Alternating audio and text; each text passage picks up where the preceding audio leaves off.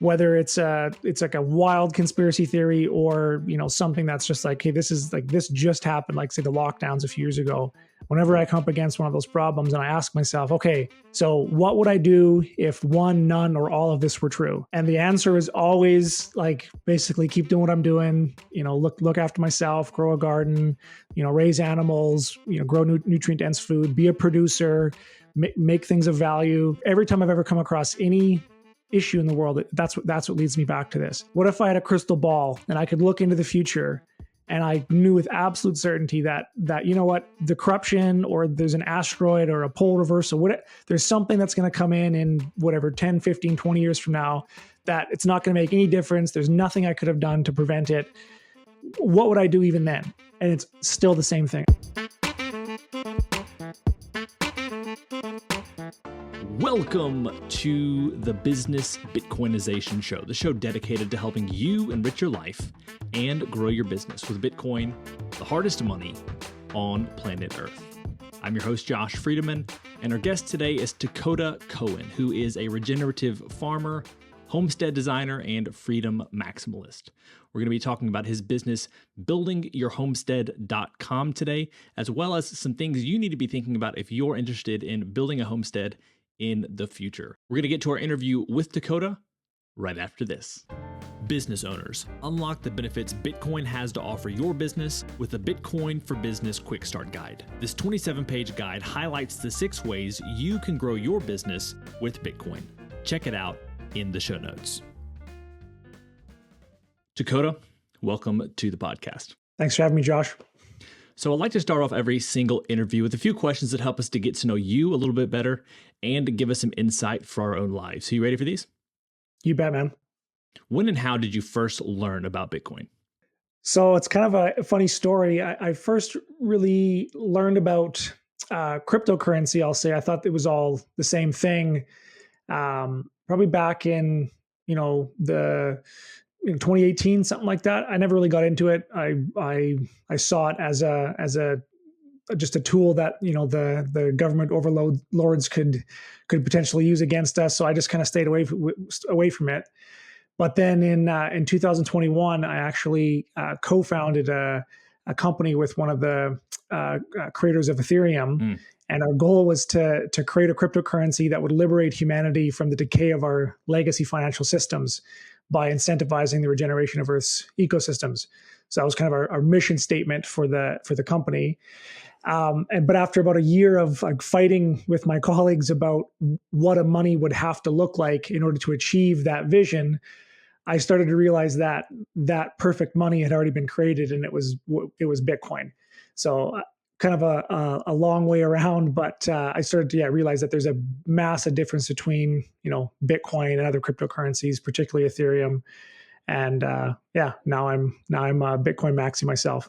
So that raises a lot of questions in my mind that I'm going to table for now so we can get to question number 2, which is what's an insight or fact about Bitcoin that you wish everyone understood? Yeah, for me, I think even if Bitcoin turns out to be some kind of a deep state psyop or something like that, I am so convinced that Bitcoin has the correct philosophy that, even like we have 2 options. We can stay in our current financial system, which is guaranteed to be corrupt. We know that it doesn't work.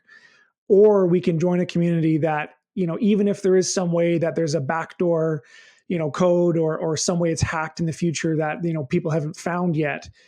To me, it doesn't matter because the community itself is so antifragile. And so even if there is something that comes up, the philosophy of, Austrian economics that's just embedded into the Bitcoin community, it'll only make us stronger if there ever is any weakness. That's I've heard people say that, once it hits 21 million, Satoshi's face is going to pop up and it's going to laugh. It's like, well, even if it does that, I don't care because the communities is what really brings me to this. Question number 3, what's the Bitcoin resource you most recommend to other people? So it was the resource that woke me up while I was working with one of the co-founders of Ethereum there. It was Saifedean Ammous's books, the Fiat Standard and the Bitcoin Standard. They're just absolutely fantastic. And I can't recommend them enough. Beyond Bitcoin, what's a resource, tool, or idea that's been helpful to you or your business recently? So I would say, Ayn Rand's Atlas Shrugged. It's my all-time favorite. Well, it is a fiction book, but it's currently becoming more and more like a nonfiction, by the day. And it's literally the blueprint for that our company here at buildingyourhomestead.com. That's literally our blueprint for how we want to help others to basically go on strike, exit the system, and build the new one. Create Galt's Gulch. Exactly. So our company before this was called Building Your Gulch, but very few people knew what it was. So we did a little refresh on the name, and now it's just Building Your Homestead. Excellent. Now we have what we call our final arbitrary but insightful question, and it's this. As a general life principle, is it better to ask why or why not? Yeah, I love this question. You gave me these a few days ago, so I've been kind of ruminating on it, and I actually think why is both these questions are important, but I think why is the kind of the thing that comes first. And there's a great quote that I came across that was, perfection is achieved not when there's nothing more to add, but when there's nothing left to take away. So I think that really distills down, but taking it to a more kind of philosophical level, because I believe that objective reality exists. I would say that we first have to ask why to try to understand what objective reality is. Versus if we're constantly asking why not, it makes the assumption that that whatever exists in reality doesn't have to be that way. So I think there's a difference between the metaphysical and the man-made.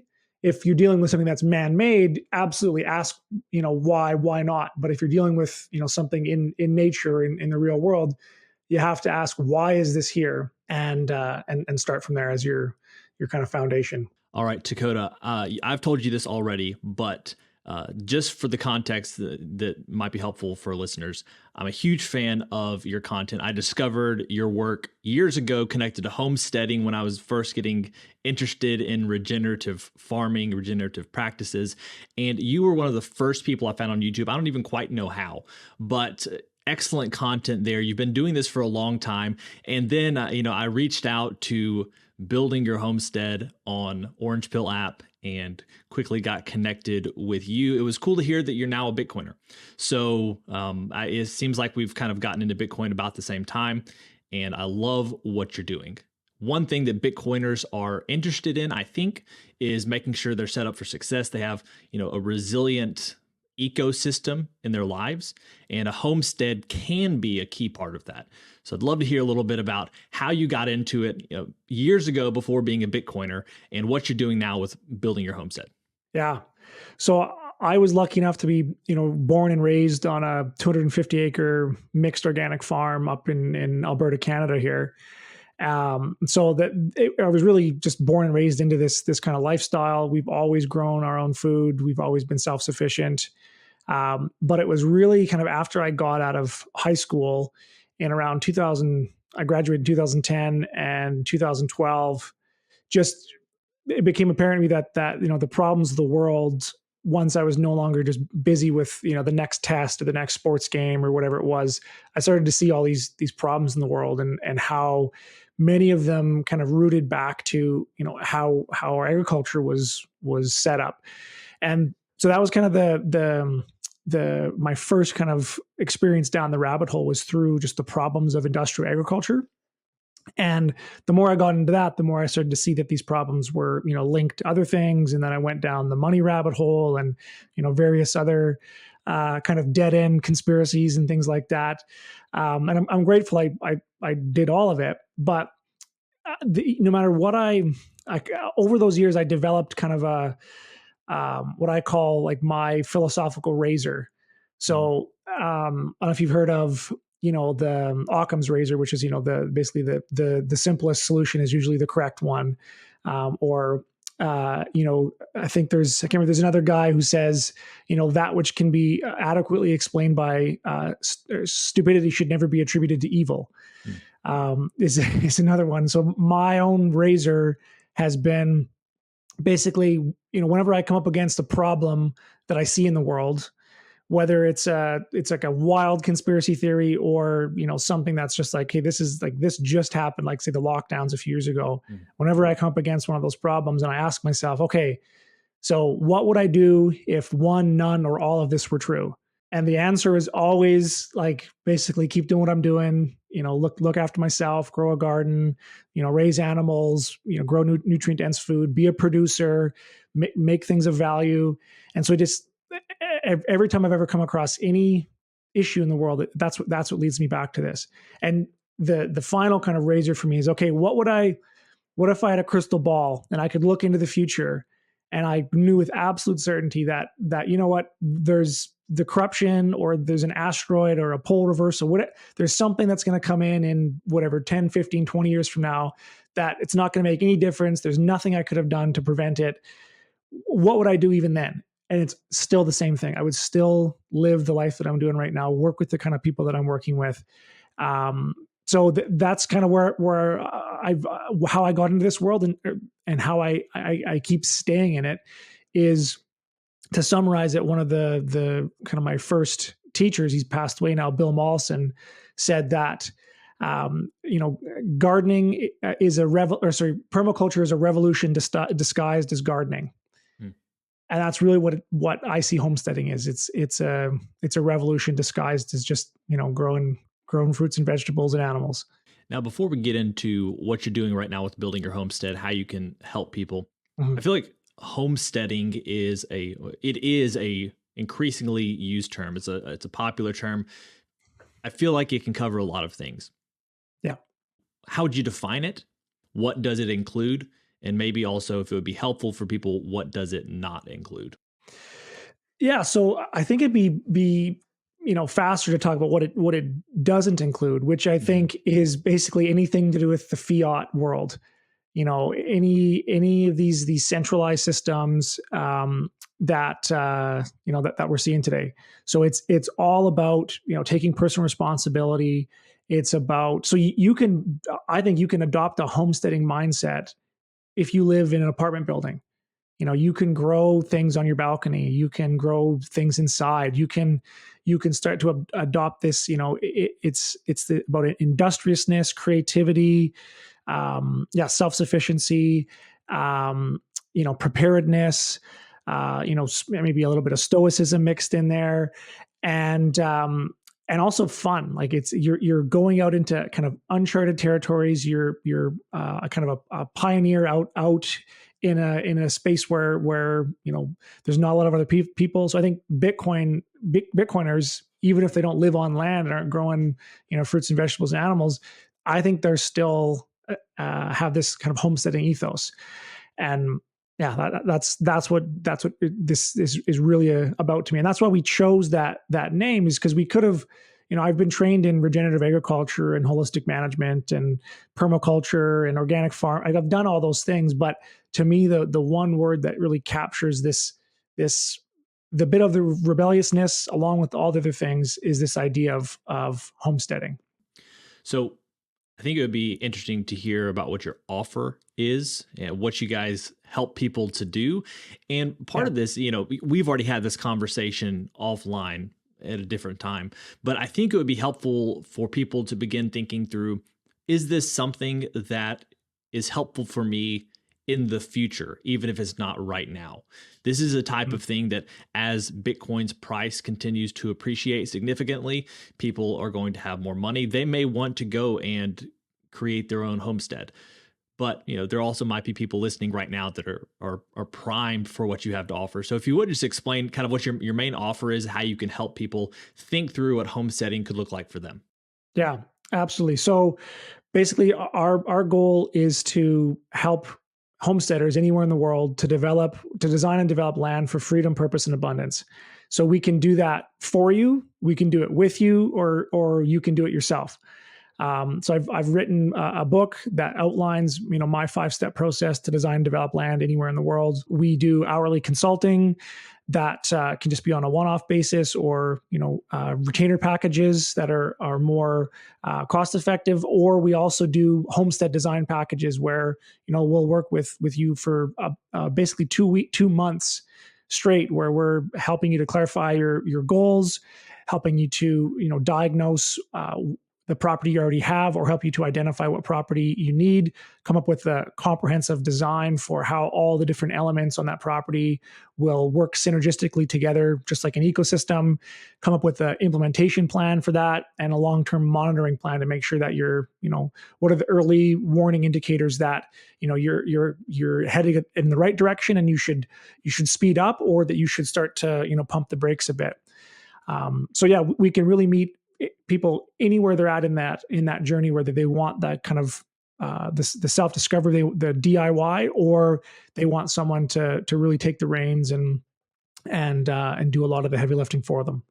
So especially for the package where you're helping people to plan things out to a significant degree, how much land would it be helpful to have for that to make sense for someone? Like, are we talking a 5 or 10 acre thing? Or are we talking a 100-acre situation? Yeah. So we've got clients that have been, in that, 4 to 5 acre range up to, 500 acres, but I've also worked with clients on, 30,000 acre ranches. So, we can kind of do anywhere in between. In terms of where, we can really maximize the value of like our homestead design package, it really should be, a couple acres in a rural environment, because of the restrictions of, property development in urbans or peri-urban areas. There's really not much you can do. And the sites are quite simple, where it's, if you only got, 1,000 square foot lawn, it's like, well, probably just book a call and in an hour we can, give you all the advice that you'd need. But as soon as you get onto these, larger, 1, 2, 3 plus acre properties, it can get quite complex to figure out how to optimize whatever piece of ground you've got. So what are the things, if people are interested in buying land in the future? Obviously, if you have land already, then, you have what you have. But if you're buying land in the future, what should you be looking for? Are there some kind of general principles that considerations people should bring to the table when they're looking to buy land?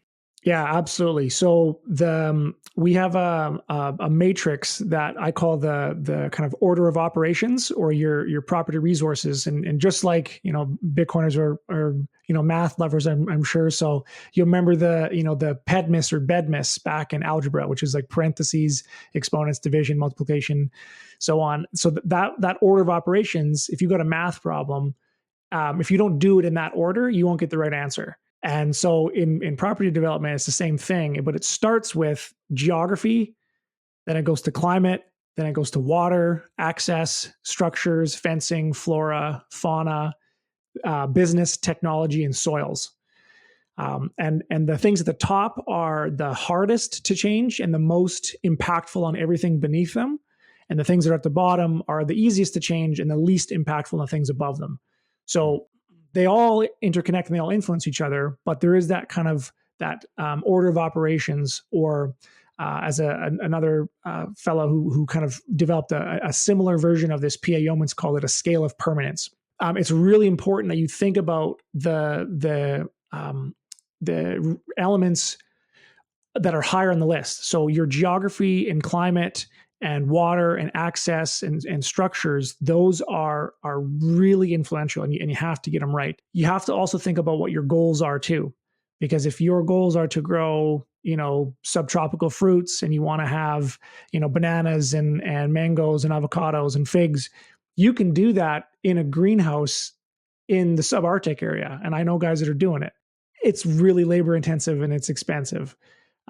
So that might help to shift kind of where you're looking at buying. And then so doing an analysis of those things, clarifying your goals, coming up with what I call a list of non-negotiables. Mm-hmm. So if you know that, okay, I need to buy land within 100-mile radius of this city because that's where my work is or my family or whatever it is, just the more things that you can come up with to reduce the possibility, the more constraints, the better. And then when you get kind of zoom in, closer to the property itself, what I look for is something with, in terms of geography, like a little bit of slope. So I like terrain, and you want some slope and some flat spots. Ideally, you've got, a creek or some kind of water body that's on it or flowing, ideally flowing through it, starting at the high point and flowing down. Because, then you can use all kinds of amazing gravity water systems. It's really expensive and difficult to pump water uphill, but it's effortless to get it to flow down. Ideally, there's decent soils. You've got some trees, some grasses, some open land that's good for gardening. And surprisingly, if your budget allows, it doesn't have a lot of structures or fences.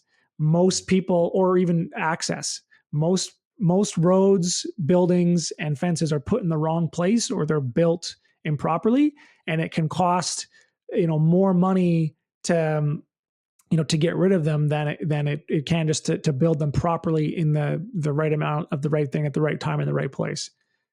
So yeah, I know that's a lot to wrap your head around, but that's kind of my matrix when I start to look at any piece of land or advise someone as they're looking to buy a new piece. That's very helpful. And I'm sure there will be a couple people at least that will, go back and re-listen to that portion, because there's a whole lot there. The water portion kind of stuck out to me.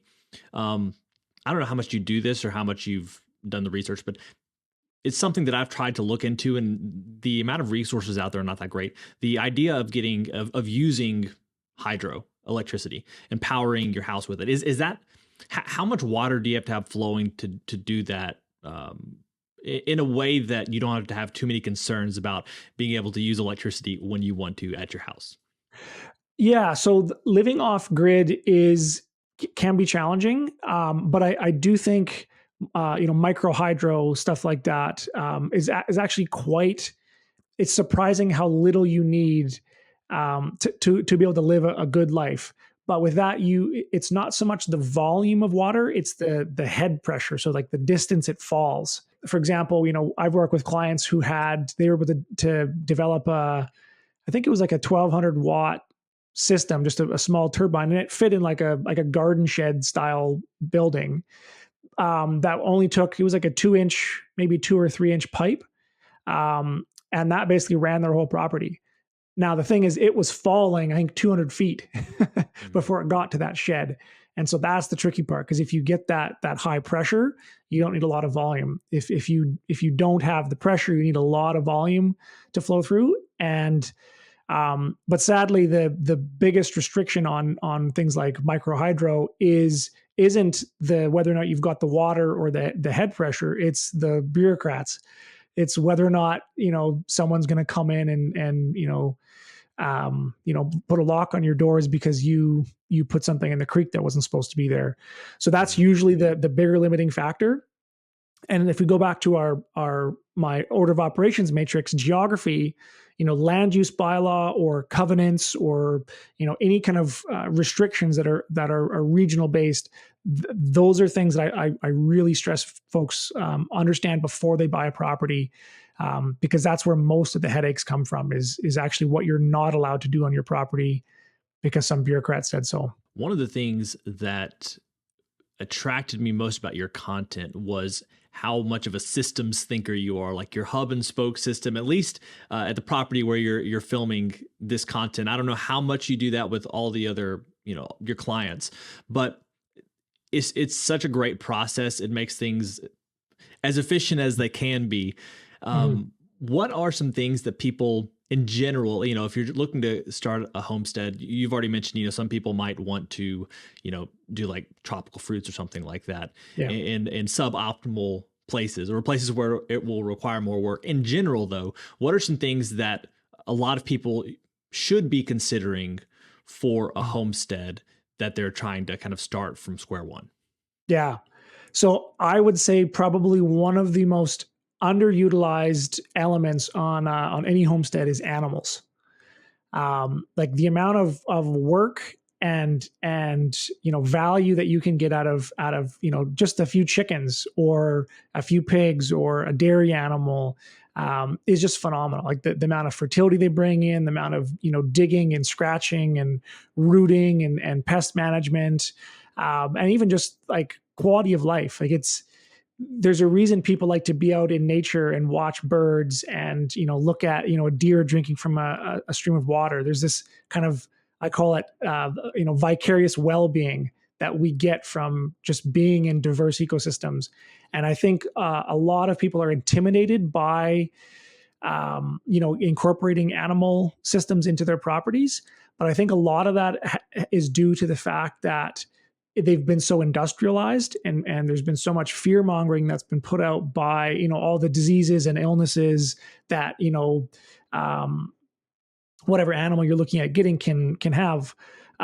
Like if you get any book on almost any animal, whether it's bees or chickens or pigs or dairy cows, doesn't matter. The first 10 pages of the book will be all the things that the cow needs or the pig needs. And the other 90 pages of a 100-page book will be how to treat all the diseases that it gets.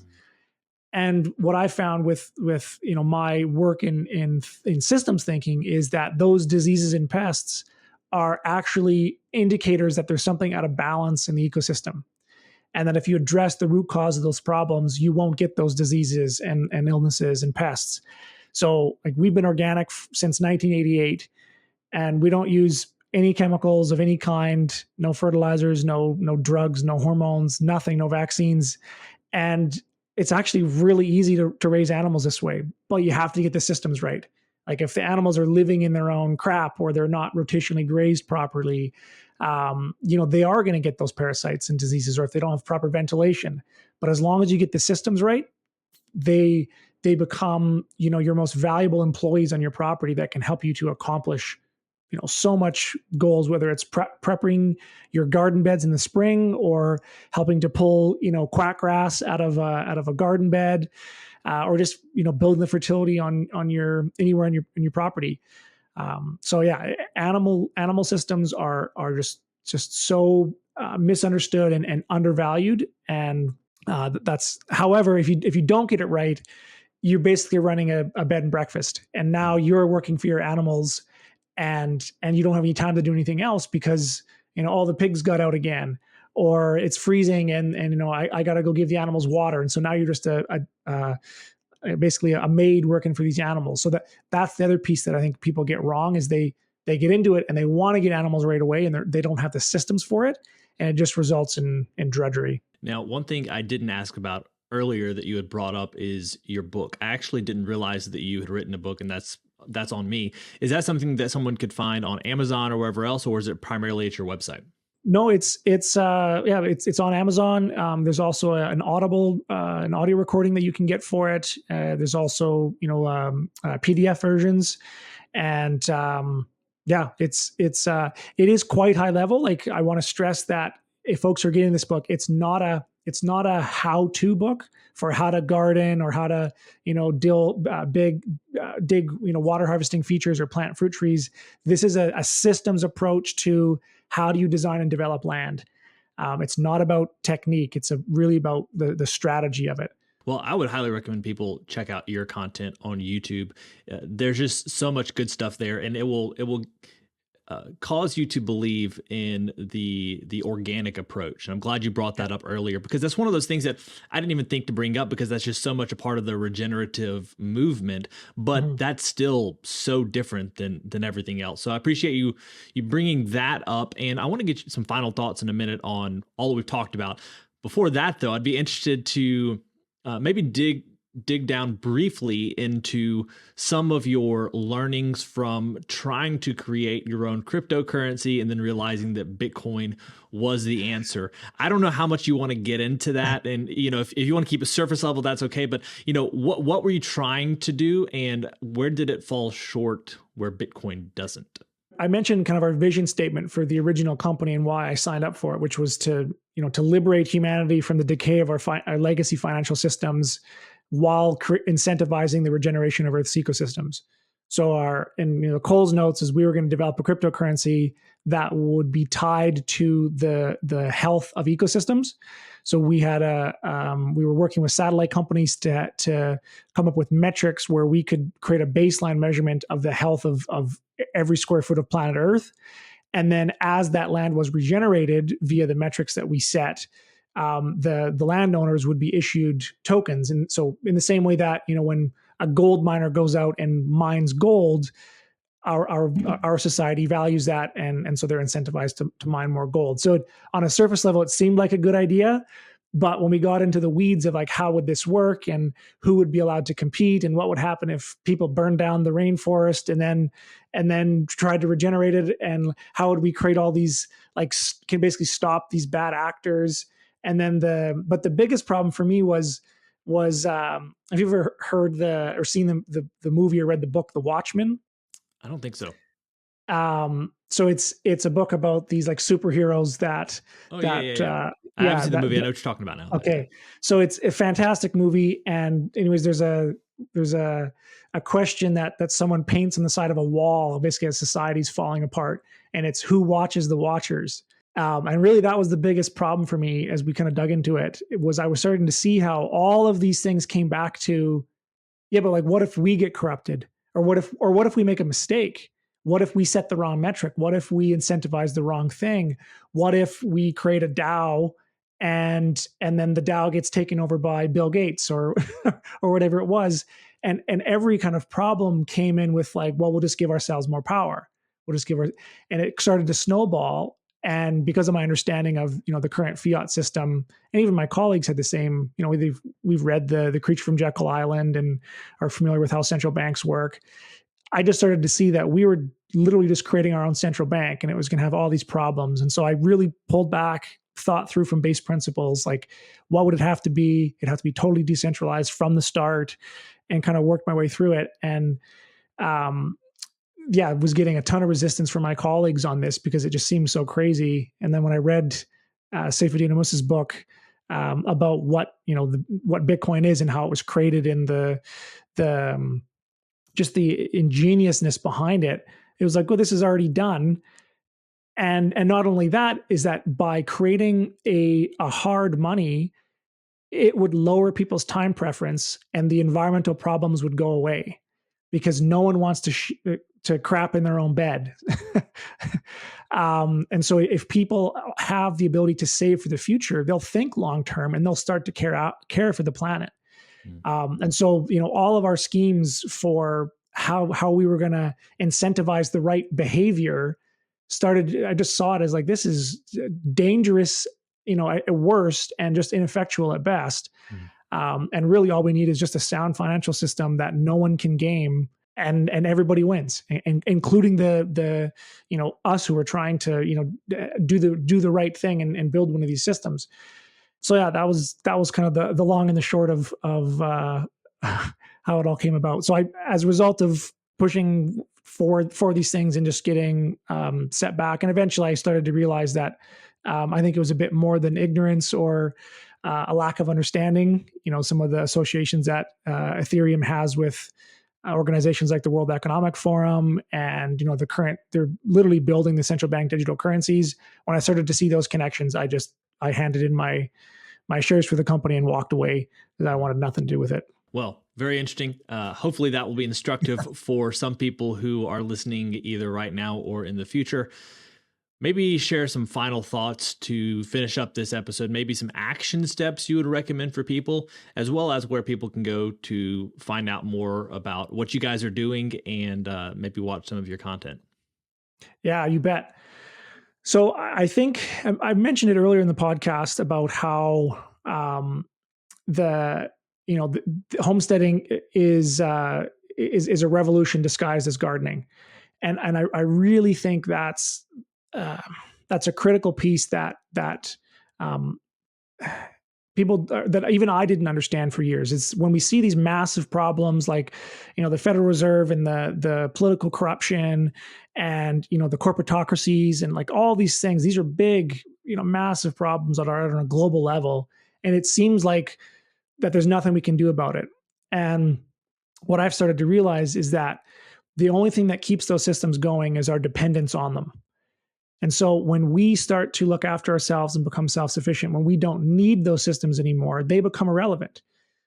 They require our voluntary consent in order to continue. And so once we no longer need them, they will disappear on their own, or they will become so egregiously immoral, as they are increasingly doing that. But even with things like the mandates that we saw a few years ago, now we're seeing in press conferences where they're saying, no, they were never mandatory.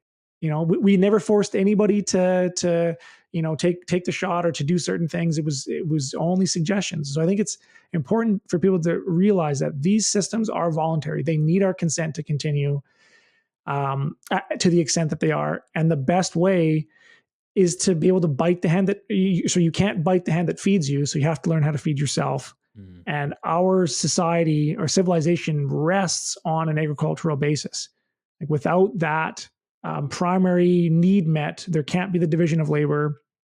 And so, it starts with even though it seems like it won't have that massive effect, as we start to build out, one homestead at a time, that's the revolution. And the best part is it's fun. I like to say that no one wants to join your revolution if it sucks.